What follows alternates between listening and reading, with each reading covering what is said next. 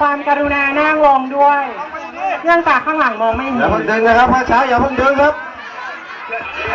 เดี๋ยวผ้าเช้าปล่อยก่อนครับอย่าเพิ่งดึงขอเสียงกรี๊ดดังๆหน่อยเข้าที่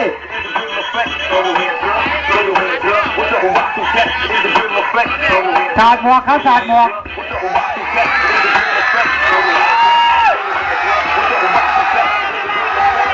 เอาละครับอยู่ที่ความสามัคคีนะครับผมอยู่ที่ความสามัคคี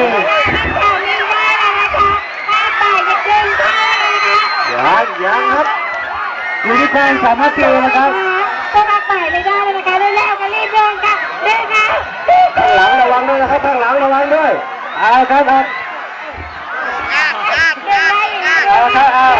อยู่ที่ความสามัคคีครับที่ความสามัคคีเอาพักไปพักไปเสียงเชียร์เลยที่ดังๆที่ดังๆที่ดังๆที่ดังๆที่นี่อะไรเสื้อหน่อยที่ดังๆเอาสู้เอาดึงเอาอย่าไปเกะกะเขาอย่าไปเกะกะเขาครับสถานการณ์นี้ครับผ้าเช้าดึงไปแล้ว